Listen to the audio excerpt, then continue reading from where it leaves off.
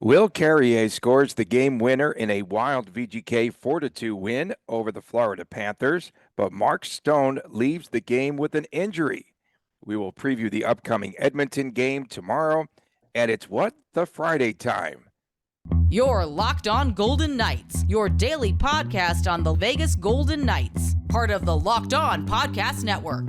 Your team every day.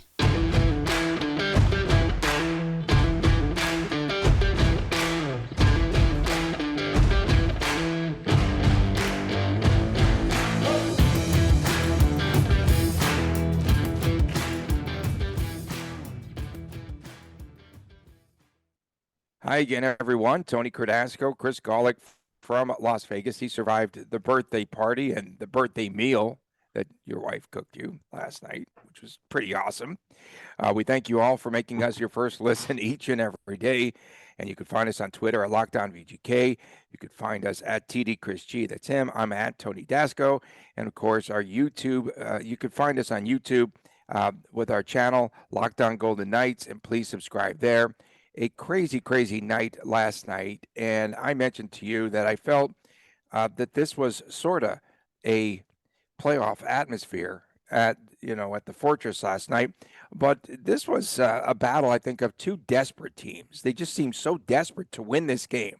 They were both battling, fighting, scrapping, some controversial plays and all of that. At the end of the night, though, Mark Stone left the game due to injury in the first period. He did not return, and they said that he has a lower body injury, was it? I thought it was upper, but I could be wrong. Upper body injury. It Okay. doesn't make a difference. Who cares? We don't know. Okay, so he's out. He never returns. Did not see anything happen on the ice. They said on the radio broadcast, because I was going back and forth, that they even checked with the truck to do some replays.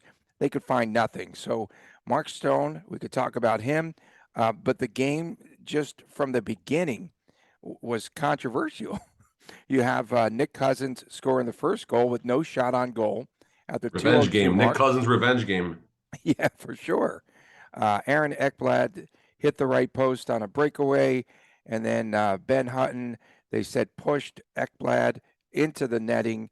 The moorings come off, and Cousins gets a rebound goal.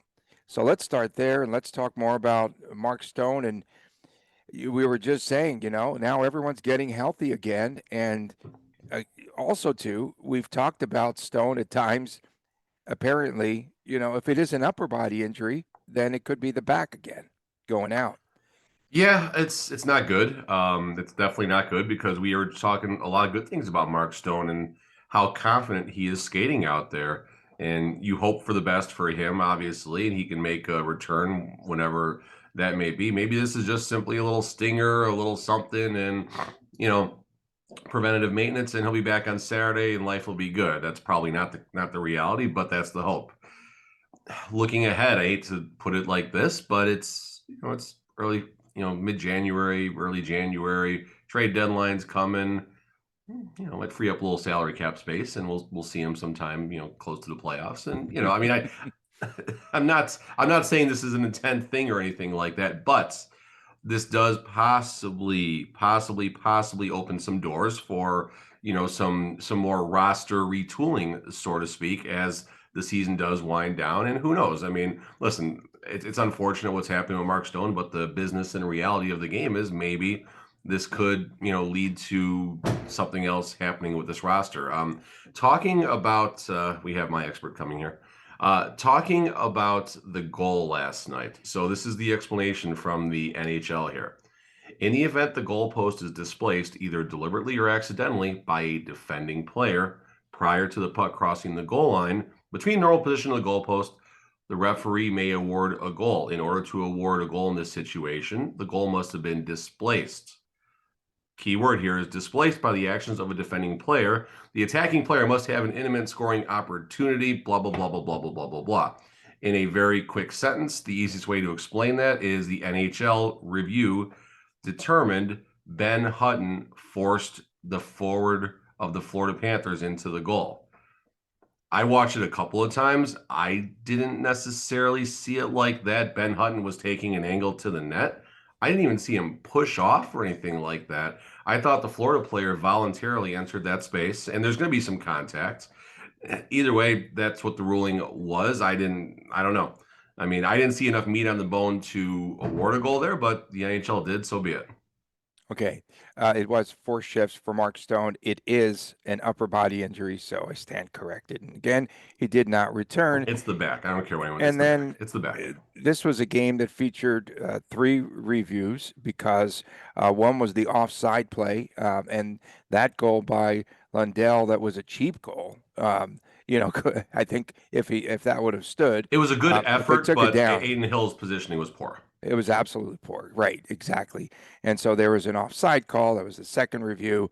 The third review, you and I disagree. I think, and like with the first goal, I didn't really see much contact with Hutton pushing him.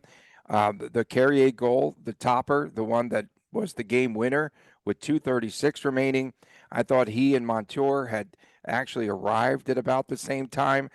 Okay, notwithstanding Montour's stick, between his legs. I don't know how that got there. In any event, I didn't think that he was actually pushing on Carrier. I thought that they arrived at the same time. And can we say like they do, in football? It was a football play. This was a hockey play. This was a hockey play. I'm not sure what your camera looks like on your side, Tony, but I have a meme coming up right now of you. This is like so awesome. Oh, there it goes. Okay. Your camera was bouncing like this. It was like you were having an earthquake, Tony. But if I just got that video shot, I have video gold right now of you. That's going to be amazing. But you're good now, so that's all that matters, and it'll be great for ratings. So we're gonna keep this going. Did I look like the Shea Theodore bobblehead? Because that's what I saw. You did actually. That's actually a perfect explanation, but it was faster. It was a lot faster. What goes on? It was technology. A lot faster. I'm going to get slimed. The fog's going to roll in, and it's going to be a great day. So my opinion on the William Carrier driving to the net goal, cracking his 7-game goalless streak that was highlighted over and over on the broadcast. I mean, what a year, right? Here, let's start checking some spots on our bingo card, okay? Will Carrier mentioned in the same sentence as Connor McDavid early in the season, and now we're talking about a Will Carrier scoreless droughts. What is happening? I talked about the drought. It was 7 games the other day, and then he scores. Yeah, it's amazing. I think they listen to the show. I'm complimenting him when I say this. Like, I'm complimenting him. I really believe, Chris, that they're listening, because we talk about a lack of physicality yesterday, and they start to scrap. We talk about Will Carrier and his scoreless drought, and he scores a goal. They're definitely in tune. Will Carrier owed the team a goal. He fans. Well, it happens. I mean, you have all that time, and he hit the toe of his stick. I know exactly what happened there. Anyone that's ever played before has that happened. Don't blame the puck rolling off his. No. I blame his there at the doorstep. I blame where his placement was. The puck went off the tip of the stick instead of off the heel. That's what happened. Back to the goal. Will Carrier was in his space. He was going toward the net. He was not necessarily driving. He was just going to the net, and he was absolutely driven into the net. Like, the first goal, you want to split hairs and award the Panthers a goal, fine. But there is not a world that exists, and I know this is how it shouldn't be, but there is not a world that exists where if the first Florida Panthers goal counts, that the Will Carrier goal doesn't count. I think I know there's rules, and they're supposed to just simply look at the rules. Nothing matters outside of that. But just the reality is, if that first Panthers goal is a good goal, Will Carrier's goal is a good goal 10,000 times out of 10,000 times. But physical game, yeah, it was interesting. And they were talking a lot about it between the periods and at the end of the game. And a desperate, it's odd. Like, how are we, like, this is so strange. Another just strange bingo card thing here. We're talking about a desperate team that's leading the Pacific and leading the West right now. Like, it is such a bizarre season right now. Like, we're talking like, we're 7th place, 8th place, WC1, WC2, just trying to scrounge for points. But the reality is we are leading the division. We are leading the Pacific. Now, the story within the story, Mark Stone is hurt again. If we would have lost last night, I don't think we would have been leading the West and the Pacific. I could be wrong on that. They were Lawless was talking about that at the end of the game last night. But they found a way to get it done. And I did put an analogy out there on Twitter that I felt rings true about the game. Watching this game was equivalent to getting in a taxi on the Las Vegas Strip sometime in early August, where the air conditioning doesn't work, and you got to take that long ride from like Excalibur down to Fremont streets. Ooh. It's hot as heck. It's uncomfortable. It gets you from point A to point B, but it wasn't comfortable doing it. Same thing. VGK got the win last night, but it was not comfortable watching it. Okay, I did not have a Petro horse collar on the bingo card either.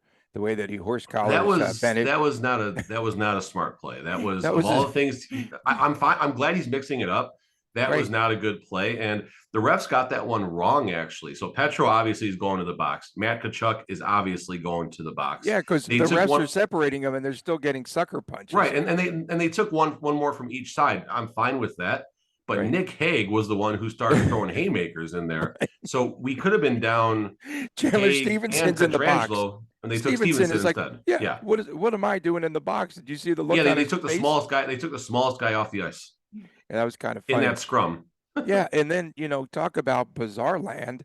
There were 16 consecutive shots, I believe, that Florida took to none for VGK. It was like a 13, 14, 15 minute span too, or something like that. Yeah, something like that. So that is crazy. The 5-on-3, VGK kills the 5-on-3 in that instance for a minute 42, and they did a good job. I think Martinez, that Carly guy or whatever they call him, and someone else cleared the zone.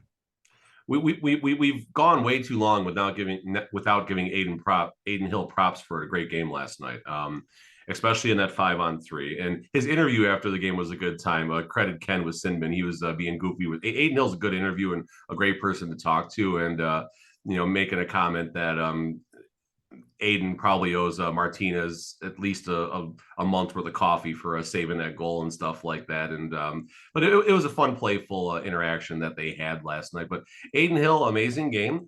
He made a case to get a little more time out there, I think, last night. And we're not bumping Logan Hill off the starters ledger or anything like that. Let's be clear about this.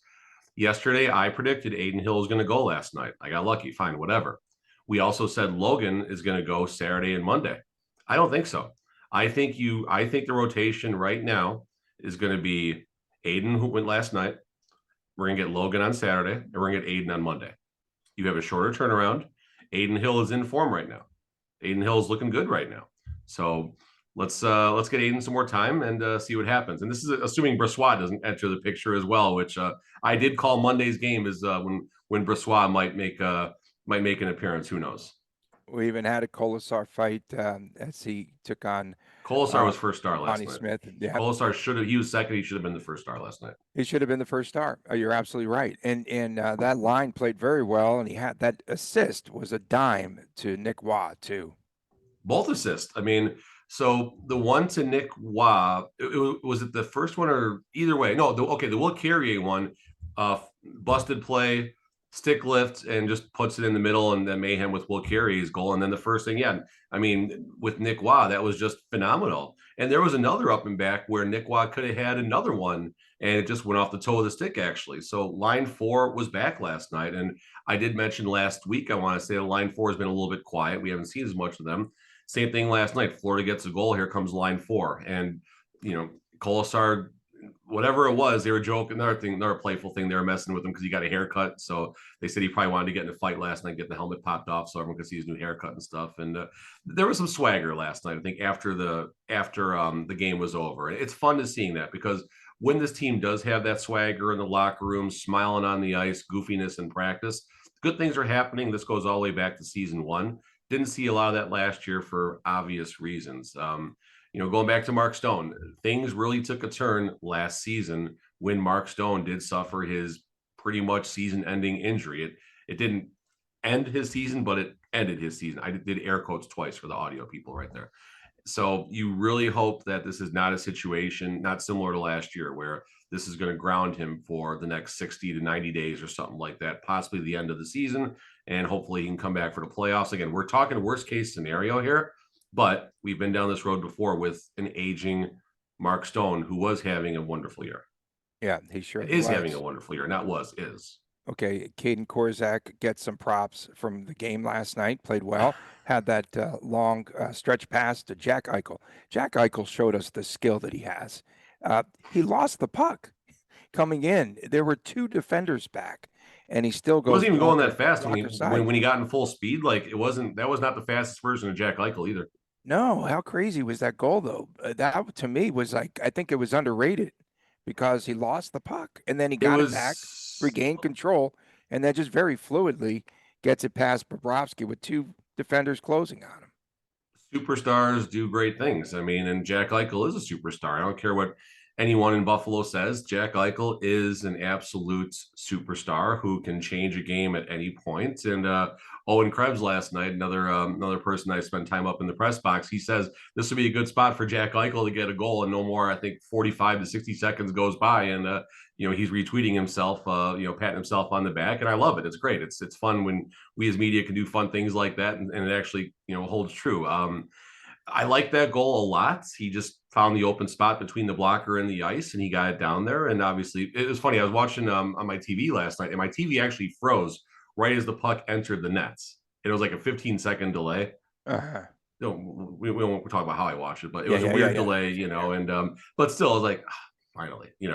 But then, like, not long after that was the play where he's carrying the puck across the blue line, creating all this space and stuff. And we haven't seen as much of that lately, where he just carries the puck and says, okay, I'm going to hold the puck for 8, 10, 12 seconds. I mean, listen, 8, 10, or 12 seconds doesn't sound like a long time, but when you are inside the other team's blue line and they have a full 5 skaters out there, and you have 5 skaters out there, plus you have 3 or 4 officials all inside that, there's not a lot of space inside there.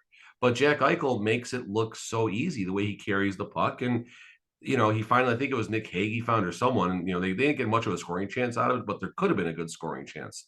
And those are the things that Jack Eichel brings to the table, just the ability to turn a game at any given second, to take over a game at any given second. So, you got a big we'll talk about this next segment, obviously, but we got a big superstar matchup that we're blessed with, that we get to watch Jack Eichel and Connor McDavid go at it 4 times a year. And it's on the back of Jack Eichel's mind, the comparisons. Eichel did make some comments about maybe one day being better than Connor McDavid. McDavid's on pace for 150 points this year, so let's pump the brakes a little bit. But point being is Jack Eichel is now second fiddle. Jack Eichel doesn't like that. He does have an ego, and that's not a bad thing. It's not a bad thing to want to be better than Connor McDavid. And coming up next, we will have a preview of VGK against the Edmonton Oilers, and we'll talk about that when we return right here on Lock On Golden Knights. If you're looking for a delicious treat, but you don't want all that fat and the calories, then you got to try a Built Bar. Built Bar, we just got through the holidays, and it's a pretty healthy snack. 100% real chocolate, each and every bar. That's right, real chocolate it's covered in. And they come in unbelievable flavors like churro, peanut butter brownie, and coconut almond. And I'm not sure how Built does it, but these bars taste like candy, and they also maintain in the process amazing macros. Only 130 calories, 4 grams of sugar, and a whopping 17 grams of protein. And so right now, you don't have to wait to go online and have your Built bars delivered at Built.com. Go right around the corner over there, that way or that way. And you could go to Smith's or Sam's Club to purchase your Built bar. So head there today. You could grab yourself a box of Built bars. They have 4-bar boxes of cookies and cream, coconut puffs, salted caramel, brownie batter puffs at your nearest Smith's. And if you're close to Sam's Club, you could also grab that 13-bar special with brownie batter and churro. You could thank us later. Again, go to Built.com, go to Smith's or Sam's Club. Welcome back to Locked On Golden Knights. Tony Cardasco and Chris Golick from Las Vegas. We appreciate you making us your first listen of the day. And thanks again for subscribing to our YouTube channel. I think it's growing by leaps and bounds at Locked On Golden Knights. So VGK plays, of course, Connor McDavid and the Oilers on Saturday night. Something's funny there. And this is going to be next time I'm talking, just check Twitter. That's all I'm telling you, Tony. Okay. The tail end of a back-to-back. It's not rigged or anything. Oh, I knew that you were going to do that. I knew it. I wasn't going to say it. That's got to be the to angle, like starting angle, because you have the Oilers playing in San Jose, and then they come to Las Vegas. It doesn't count. It's not bad. You're playing San Jose. It doesn't count. Come on. This is ridiculous. It doesn't count. We talk about Connor McDavid and his greatness again. did you see the play the other night where he broke the ankles of Trevor Zegras scoring a goal on a backhander? I didn't, but oh my God, Oh my goodness. that's superstar and superstar hate right there. Oh my God. And then McDavid currently 35 goals, 44 assists, 79 points. Unbelievable. And he scored the game winner back on November the 30th to beat VGK 4-3. So let's start by reminding everyone that who is going to the game tomorrow night. You are allowed to go right up to the glass for warmups and get a spot. Obviously, if someone who paid for those seats is there, get out of the way. They're their seats. But if the seats are open during warmups, he saw the video. If the seats are open during warmups, get down there. I go right behind the goal. I get a good view of Connor McDavid. I'm talking to my son Chris about watching him, watching his feet, watching what he does. And you don't get these opportunities, but one or two times a season or 2 times a year, because they're in the Pacific, to see Connor McDavid up close like this. It's amazing to watch. It is the best player of our generation. We got Connor Bedard coming next year. Maybe he'll give him a little bit of a run. But for now, Connor McDavid is the best player of our generation. Get down there early, watch Mr. McDavid do his thing. And listen, hopefully the Golden Knights win. Hopefully McDavid gets a hat trick in a 4-3 losing effort to the VGK tomorrow night. Okay, and Leon Draisaitl, imagine being him playing in the shadow of Connor McDavid. He's a top 10 player. He's got 63 points, top 7 23 player, goals. top 6 player. I mean, it's nuts. And then your favorite, Matthias Janmark, is on that team, 10 points. I mean, cool. I still remember I did get a funny video. It was the game 7 of when they faced the Minnesota Wild when Janmark was acquired that season. And Janmark gets the hat trick in game 7. And I actually took a video because you have Foley, McPhee, and McCrimmon all in the box. And I actually zoomed in like as close as I could with my 12x zoom from the back of 217. And you see them all kind of talking to each other. And it was a caption this. What do you think they were saying to each other? And it was we got Janmark for games like this. I mean, I don't know what it was, but it was exciting. It was cool. And Janmark had his moment in the sun and 10 points now in probably 37 games, knowing what his stat line might be. It's not necessarily the Janmark of old, but he's a serviceable player that can do something out there. And he's been on that line with McDavid actually at times, hasn't he? Yeah. Mm-hmm. Yeah. I believe we talked about that early, and we'll see. I mean, Edmonton now, listen, all the praises we're giving them. I believe they're on the outside looking in the playoffs. 11 points out, I think, behind VGK too. Okay.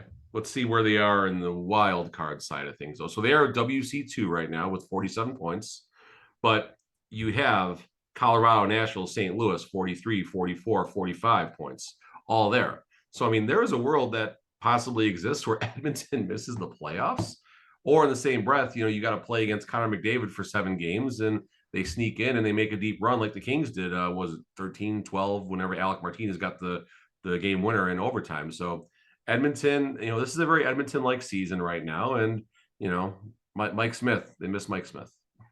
So players that you perhaps have not heard of, Klim Kostin, 5 goals in the last 7 games. So they are getting some unsung heroes, and a couple of goals against the Ducks the other night in the game that I watched a bunch. And then Dylan Holloway played on the top line some. He's played in 38 games, and I believe he had a goal against Anaheim too. So they're getting players that they didn't count on earlier in the season, and they're mixing up the top line especially an awful lot. Jack Campbell, 359 goals against. Oh my God. And here we go. Calvin Pickard, right? Wasn't that yeah, that's a VGK transplant, right? Uh-huh. Is he still up there with them? Yeah, he's with Edmonton now. But what about VGK, right? Skinner? Or was he drafted by Vegas or Yeah. It was drafted by the VGK. So was he the one where he like showed off his mask like right before the season started, and then they traded him, and then Malcolm Subban became that sounds familiar. Yeah, for sure. Hey, Malcolm Subban had a moment in the sun. But looking back at the Oilers roster here, I mean, obviously I saw Tyson Barrie's got some good stats right now. Let me go back. Come on, one more time, go back. I'm still on Calvin Pickard right now. My eyes went to that right away. Ryan Nugent-Hopkins, that's another notable. Zach Hyman, Darnell Nurse, shout out. That's Sarah Nurse's cousin, obviously. Evan Bouchard. And this team's playing without Evander Kane right now, who had that absolute freak injury where his wrist got sliced by someone skating by. And he's close. I thought sometime in February he's projected to come back. I could be wrong. But when he comes back, that's a heck of a trade deadline acquisition all of a sudden, because Kane could have been a 40 goal scorer up on that top line, easily a 40 goal scorer, because everyone's going to go to McDavid. When's So he going to be back? Do we know? I thought the initial outlook was 3 to 4 months when it happened. Let's see, and the injury happened. It should have the date he entered IR here on Hockey Reference. Yeah, pretty well. That team really started to take shape when he started to get going, and November after the trade. 8th. November 8th. Wow. Estimated return. It says estimated return is the next. Oh, this is updated, or it says estimated return is the next 2 weeks. Okay, so he was on the ice in December for a light skate, so he might come back sometime in January now. So that's good news. Tomorrow night. Tomorrow night. And it's right. Hey, it'd be great if we got to see Evander Kane. There's a lot of hate and stuff towards him in Vegas. Call it what it is, but it makes for good TV. And listen, you want him back on the ice because you don't want anyone out. I don't care how much we dislike him, but you want to see him on the ice, and you want that entertainment. And Evander Kane is an entertaining player. Again, he's in that list with Tom Wilson. There's 31 teams that are going to hate the guy every season. Yeah, and then it took us this long to talk about the king of ENGs. Your head, what's going on? You didn't even talk about him. I just let you, Tony. I wanted to make sure you had your Tums. I wanted to make sure you took a couple ibuprofen first. I wanted to make sure you were in a good place, because I didn't want to see you get all bent out of shape. That William Karlsson had an excellent penalty kill and rushed up the ice for an epic shorthanded goal last night. Or no, I'm sorry, an empty net power play goal. Awesome. And he celebrated like there was a goaltender in front of the net. Absolutely. Why wouldn't you? That was awful. Coming up next. Your Twitter just lights up. It is. Don't you love it? I have to retweet them all because it's hilarious. Everyone knows I just dislike this guy with a passion because it's all he scores are empty net goals. Let's get 43. 200-foot player. Coming up next, it is that time. It is time for What the Friday. We're going to return, and we're going to have some good shots, I'm sure, today. Don't go away right here on Locked On Golden Knights. We want to tell you about BetOnline.net. BetOnline.net, your number one source for sports betting information, for stats, news, and analysis. That bobblehead look is killing me. Get the latest odds and trends for every professional and amateur league that's out there. From pro football to college and pro basketball to the National Hockey League, we have it all at betonline.net. That, again, is your home for all of the NFL playoff action. If you love sports podcasts, you can even find those at BetOnline as well. We are the fastest, the easiest way to get your betting information. So head to the website today or use your mobile device to learn more. BetOnline, where the game starts. Welcome back to Locked On Golden Knights. Tony Cardasco, Chris Golick from Las Vegas. We come to you Monday through Friday, and thanks for making us your first listen each and every day. You can find us wherever you get your podcast, and please subscribe to the Locked On Golden Knights YouTube channel, where today we've got a nice little feature. My head is just bobbing up and down for no apparent reason. Awesome. They could have had a great meme that I was a yes man, like back in the corporate days. I actually in the tweet I put out there, I said, someone please crop that a little bit and make it a meme. And that thing, it's viral. It really is. Okay, you can go first on What the Friday, because I have to gather something here. This is good. I'm watching the game last night. I'm watching it on my phone before the kids went down. We were kind of all upstairs. I was kind of passively watching the first period, and they have all these Dollar Loan Center commercials where they're at the Dollar Loan Center and talking about the loan approval machine. And it's like there's one where Foley drives, and there's one where Golden Pipes drives, and I think Mark Chinook even drives one. All different local and known celebrities and stuff like that, or even players. I haven't seen this commercial until last night during the first period. Who is driving the Zamboni in the Dollar Loan Center commercial? Jake Lecision. I haven't seen that. They aired a commercial after they didn't even trade. It's not even like Jake Lecision was traded. They waived him. VGK does not want him anymore. He is now the ultimate misfit. We don't like him. He's gone. We like him, but we don't want him on the roster anymore. So Jake Lecision, get out, but you're still good enough to be in our commercial. What the Friday? Okay, what the Friday? Bill Foley. He said he was going to be hands-on with the VGK this season, more hands-on. Ooh, go Instead, he's across the pond, and you talk about a news dump. At 1:01 a.m. this morning, the email hits Black Knight Football Club. The partnership led by Bill Foley, blah, blah, blah, blah, blah, has entered into a strategic partnership and agreed to acquire a significant minority ownership with FC Lorient of the French League One football club. So he's not minding the store here. He spends all of his time with Bournemouth, and he spends a lot of time now purchasing these minor league teams, and it didn't go over very well with all the fans there.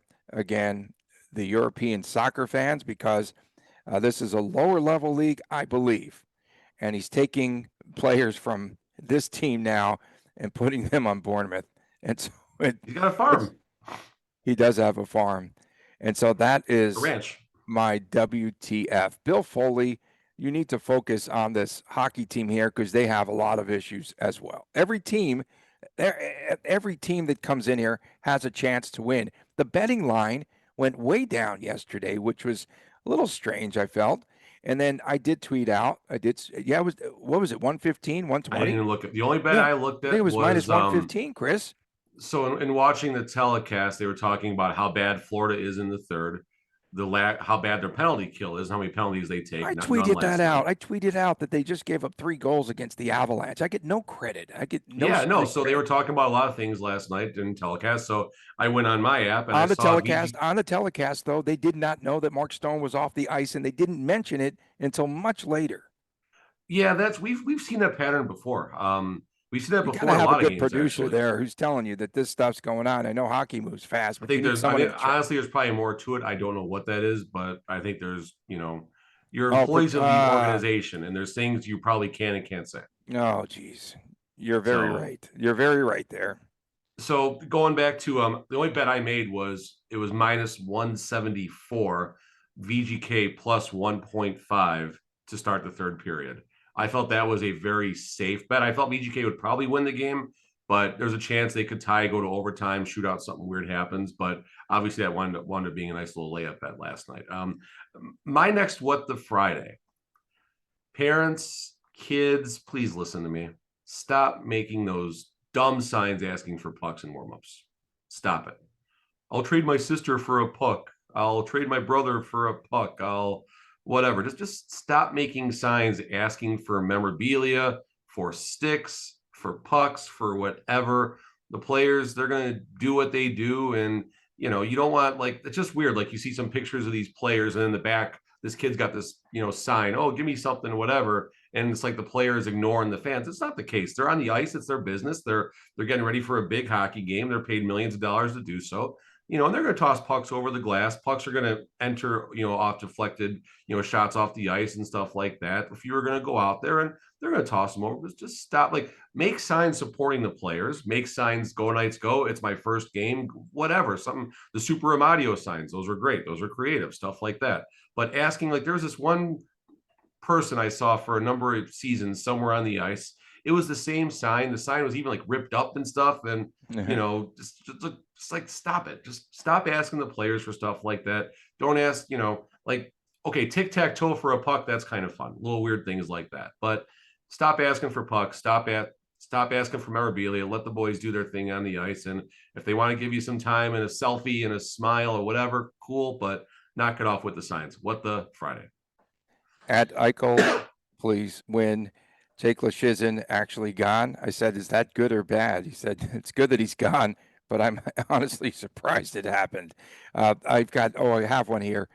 So Saturday will be the Las Vegas Thunder night at the Dollar Loan Center. Don't knock the jersey color.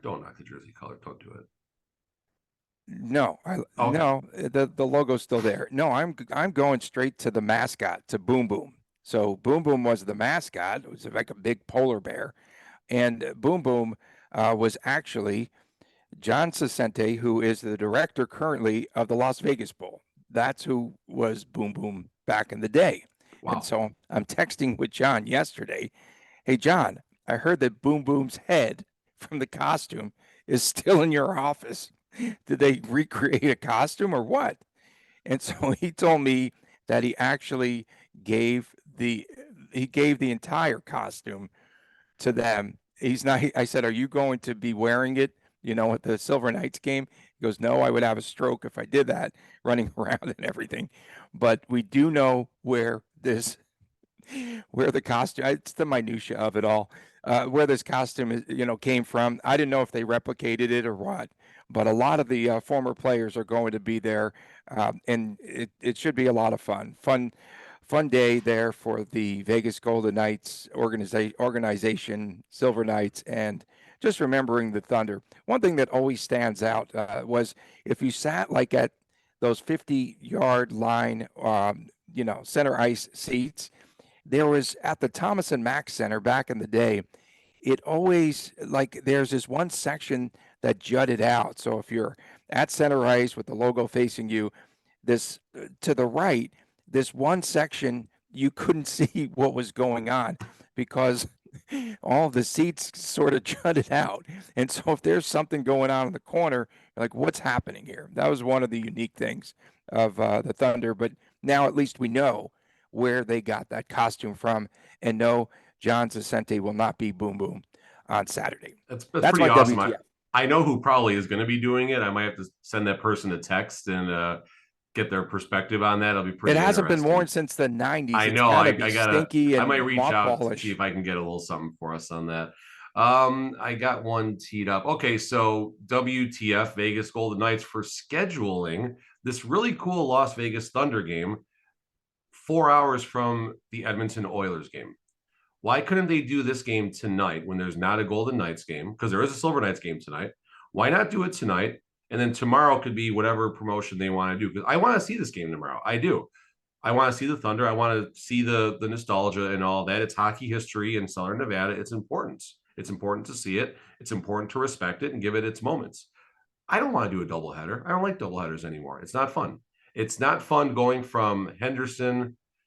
It's 5:30, 6 o'clock to the strip to get in to T-Mobile, hopefully by 6:45 if you're lucky with the way how jammed up the strip's going to be on a Saturday night. This is terrible scheduling doing a game like this, a feature game like this. Do it at 10 and do it at noon, do it at 1, do it at 2 o'clock. Give another hour in there. Don't make people jet from point A to point B Saturday night to hit both games. I don't know. I don't like the scheduling. I think it's dumb. I'm going to say that, probably not a great word, but I think it's dumb scheduling to do it like this. So WTF, VGK, HSK for scheduling. WTF, Stone and Pacioretty go down the same night, which is Oh, crazy. I didn't know that. That's WTF, nice. Charlie O'Connell of roller derby fame. That's actually Phil Kessel. That's actually who that is. WTF. Chris, have a great weekend. We'll catch up on Monday. We're going to have a big game coming up against the Dallas Stars for VGK, and we'll preview that and much, much more. For my man, Chris Golick, Tony Cardasco from Las Vegas. See you next time right here on Locked On Golden Knights.